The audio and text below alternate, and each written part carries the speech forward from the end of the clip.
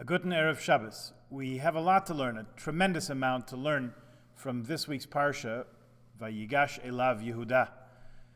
Yosef is a role model for us in so many ways, and this Sedra highlights for us his moral compass and how he, for all intents and purposes, ignored the animosity and even violence committed against him by his brothers, who earlier in their lives planned fratricide, and later simply relented and sold him as a human chattel. Yosef could have easily become bitter and vindictive. Instead, he remained compassionate and benevolent towards his brothers, which could well be a life lesson for all of us in how to let go of grudges and resentments. We've been going over the history between Yosef and his brothers bit by bit over these last few weeks, so we have insight into their feelings and motivations at each step of the way, really. And at the beginning of this week's portion, when Yosef is overcome with emotion and finally reveals himself to his brothers as the one whom they sold as a slave decades before, they're completely shocked. Yosef turns away from any thoughts of vengefulness or evening the score, and they bring their father Yaakov to Egypt for an emotional family reunion. Yosef settles them in Goshen, and as the Torah says, Vayechalkel Yosef es aviv es echav, Yosef supported his father and his brothers, ves kol beis achiv lefi hataf. He sustained the entire family, even the little children.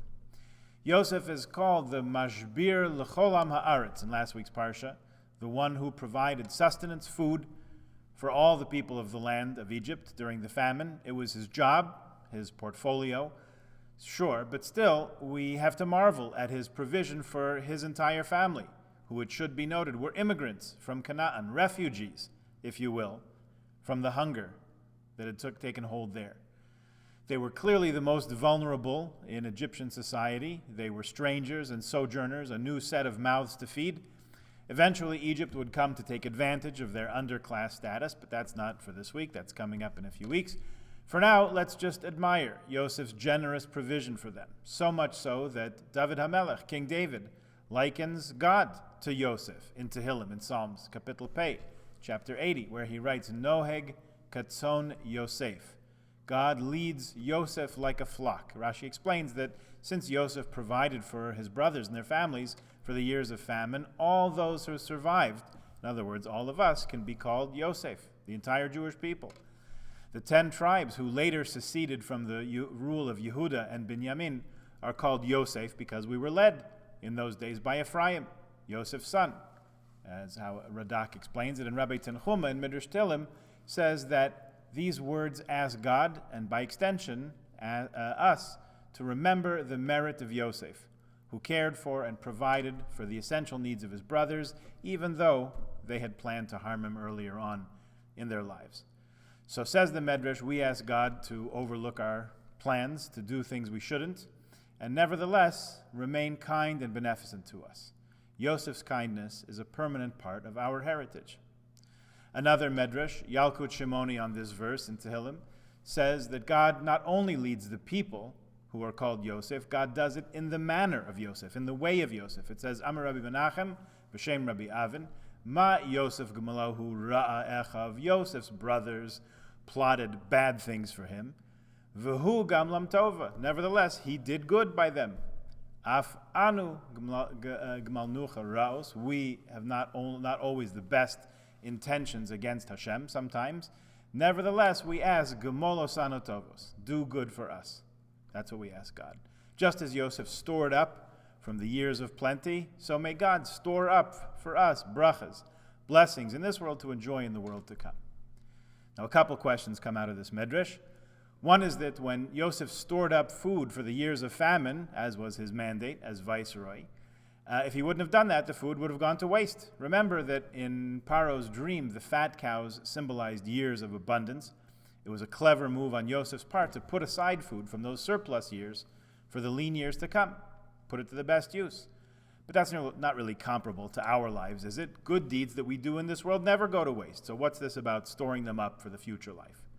Another inconsistency seems to be the idea that life This life is like the time of plenty, and Olam Haba compares to the years of hunger, which is really just the opposite of what we've been trained to think.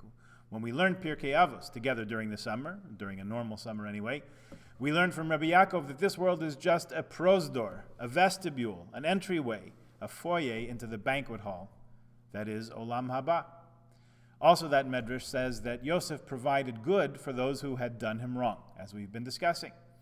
So, what does it mean that he provided each according to their needs when the Torah says that he provided according to their let me go back. What does it mean to say that Yosef provided each according to his deeds when the Torah says that he provided according to their needs, even the little ones? That's the point we're trying to get at. Since we're at it, why didn't the Medrash need to ask that God provide us for us according to our deeds? That should be the natural course of things, right? Reward, punishment, and all that, which we don't need Yosef to teach us. What's all this about? What's going on? So let's think of another two sides of the same coin, this world and Olam Haba, the world to come. That very same Mishnah in Pirkei Avos teaches us two different things, it seems. One says, Yafe sha'achas shel koras ruach ba'olam haba mikol chayei ha'olam hazeh.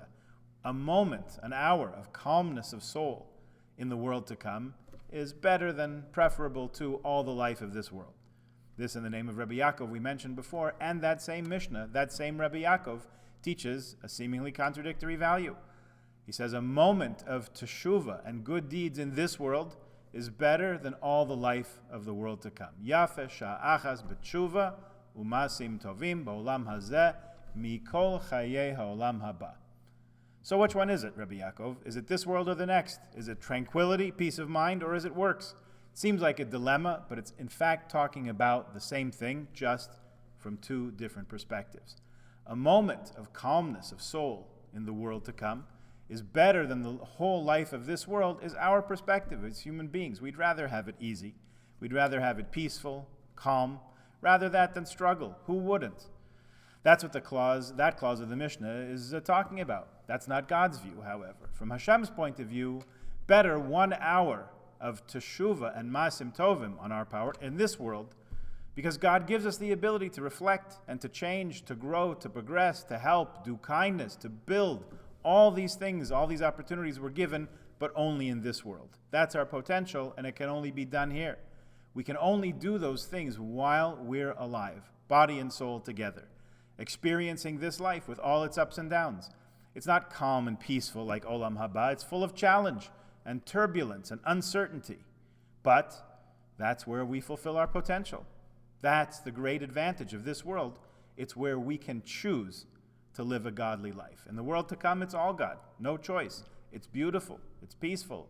It's all being and no doing. If we take the logic a step or two further, sometimes we do the right things for our own motives, our own agenda. We like the recognition, maybe we like the feeling, or other positive stimuli that come along with doing the right thing. Although we know that lo hamidrash ikar ela hama'aseh, the background is not the main thing, rather the action is the important thing. Still, we're asking God to judge us by what happens, and not necessarily by our motivations. Well, that's exactly what Yosef did with the brothers. He reminded them that they had intended to harm him, but he said that it all turned out for the best, so he was able to do good for many people, including them. Even further, and in the opposite direction, when we do good, no matter what our drive, deep down we're pointed in the right direction, what can we say about the times when we're not conducting ourselves as we ought to? Then we have no drive in the right direction, conscious or subconscious, and the result isn't so good either, nothing to write home about. So how does that become something good? As the Talmud in Yuma tells us, that our transgressions become transformed into merits through the act of doing tshuva, the process of teshuvah.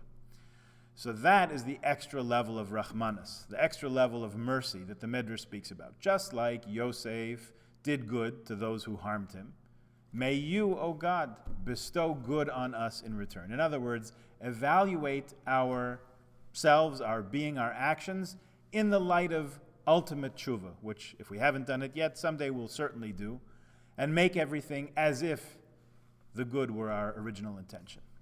That's a level that even has a quality above and beyond Yosef's own father, Yaakov. Yaakov did live on a very high spiritual level, But Yosef, according to the way we understand the story, did all that while functioning in the practical world, even as a government official. If you'll reflect for just a moment on how challenging it probably is to retain your moral and spiritual bearings while serving in a high government office, I think our appreciation of Yosef will only deepen. So for each of us, Yosef inspires us to see the essence of godliness in everything we do, in everyone we encounter, whether we appreciate it or not at the moment, even those things that later on we wind up doing tshuva on. And maybe we can say that this is Yosef's eternal legacy to us across the centuries, in nurturing and sustaining his family in a time of hunger, notwithstanding all the things that the brothers had done to him when they were young. Yosef empowers us to look beyond the level that the eye observes. When we look at another person, even though we see they have failings and shortcomings just like we do ourselves, we help them. And we help ourselves realize the good that's at the essence of who we are, all of us. And it's just waiting for a chance to float to the surface. When we look at our times that are challenging and difficult, to say the very least, and seem ready at worst to threaten us with real harm, sickness, fear, and if not that, at least distance from one another and isolation from our community, which is so dear and precious to us, we know, nevertheless, that as in all things, challenges are really opportunities to dig deeper into who we are, tap into our creativity, our innovation, and our imaginations, which are limitless, to strengthen ourselves, to encourage one another, and to emerge from the other side of this healthy, happy, and maybe even in some ways stronger than we were when we went into this extended lockdown. That takes a lot of optimism and a lot of dedication. And maybe that's our prayer when we ask God to shepherd us like Tzon Yosef, lead us like a flock of Yosefs, those who look after and care for and nourish one another in any and all circumstances, even the worst of times, and certainly the best of times. We know that God has Rahmanas on us, and we have to be inspired to have Rahmanas on each other, and also on ourselves, and to say, like Yosef, that it will all turn out for the good. May we all find that inspiration and that hope and that courage to see the good and to do good and to appreciate good in any and every state of affairs. Good Shabbos.